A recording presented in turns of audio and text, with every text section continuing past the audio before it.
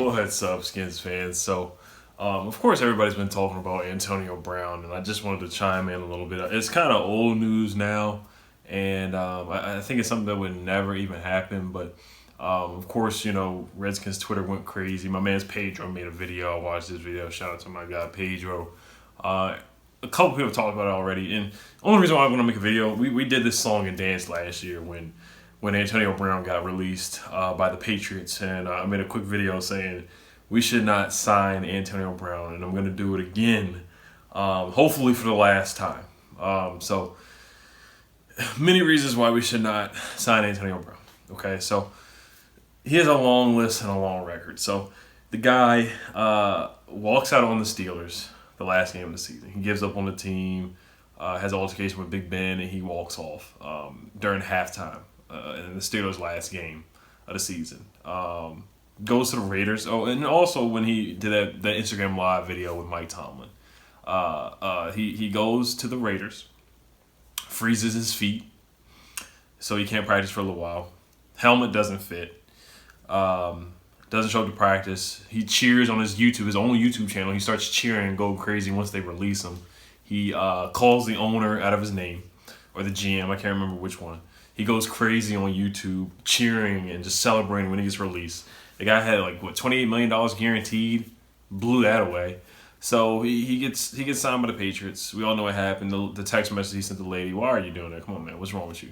And then after that, recently he has the impending charge on him, assaulting a truck driver, arrested for battery and assault. So he still has an impending charge on the table right now. Which he probably will get off, since most NFL guys get off anyway. So he probably will be getting suspended anyway. He won't even be available for about 4 to 8 games, even if we sign the man. So there's no point in bringing this guy in here.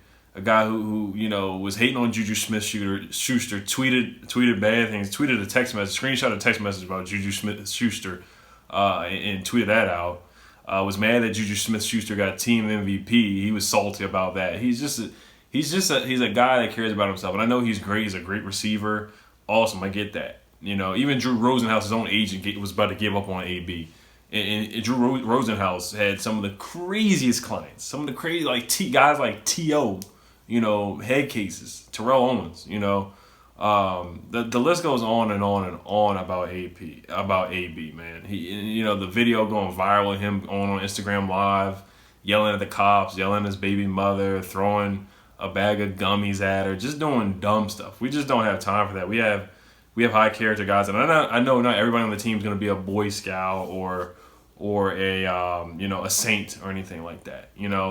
Which is fine. We got Reuben Foster, who's got in trouble a couple of times before, and I think he's changed. He's nowhere near on the level of Antonio Brown, being a clown like that. So we got character guys like Terry McLaurin, Steve Sims, Antonio Gandy Golden, Calvin Harmon. Let's just see what the young guys have. You guys love Cam Sims so much.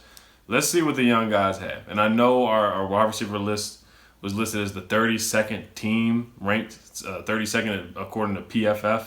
And that's before the season starts. Who knows? Antonio Gandy Golden might be the real deal. He might be the real deal his first year. I'm not expecting 1,000 yards receiving. But Gandy Golden might go out there and get 700 yards receiving. Calvin Harmon could go out there and get 900 yards receiving. Who knows? We already know Terry. When Terry's out there, he should get 1,000 yards. Steve Sims should. I think Steve Sims should get no less than 600, 700 yards receiving if he plays at least 14 games. He should get no less than 700 yards receiving, in my opinion. I think Steve Sims is that good, and everybody says he's everybody compares him to Antonio Brown, how good he is and how shifty he is. So I like the young guys. I don't think we need it. If we're going to add a veteran, it should be an established veteran, somebody who has their head on straight. They don't have to be the cleanest guy, but Antonio Brown would be the worst thing. And Dwayne Haskins, if he underthrows him or overthrows him, the next thing you know, Antonio Brown is going to be pouting, crying, all kinds of stuff. And it would be terrible for your young quarterback. It would be awful. It would be awful for a young guy. And you know how many times he overthrew Terry McLaurin last year? I don't think he's going to do that again. But you remember that game against the Lions? Terry McLaurin held his composure, and you could see that Terry was upset. I would have been upset. I would have been pissed off.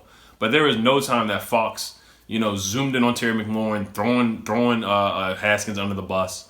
We don't need any guys crying on the sidelines, things like that. We just don't have time for that. We have to develop. We're kind of a rebuilding team. We're a team with a new coach, new everything, new training staff, almost everything new, except for Kyle Smith staying and most of the players. So we just don't have time for head cases, guys who care about social media more than playing a game of football, in my opinion. So we just don't have time for it. Guys who have impending charges and who probably will be suspended at least 4 games. We just don't have time for that, honestly. We already have young guys that I think can grow and develop.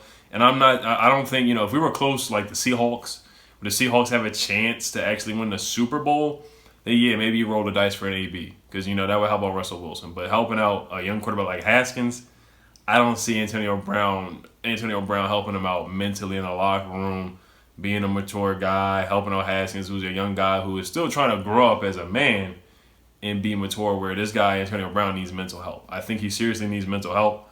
So that's my take on it, man. Enough is enough. And I know it's fun to talk about since it's the offseason. He was working out with Devontae Parker from the Dolphins. Are we going to trade for him? Ocho Cinco was there too. Is Ocho Cinco going to come out of retirement and play for us? So, we just can't get too hyped up on things like that. Stephon Diggs was there too. So, we're going to trade for him with the Bills? No, that can't happen because, he just got traded to the Bills. So, but it's fun to talk about. It is fun stuff. We'll see what happens, man. I hope everybody has a good weekend. Please stay safe, man. It's ridiculous what's happening in Minnesota. It's crazy, man. It's crazy, man. They definitely. I'm happy they finally arrested the cop. It's about time. It took long enough. Prayers up for George Floyd's family, man. It's just crazy out there. So please stay safe this weekend. It's going to be a really nice weekend. Nice weather, all that. If you're going to get on the grill, do that. Stay safe. Once again, don't be like Quentin Dunbar and DeAndre Baker and those guys. Hail to them Skins. All right, y'all. Peace.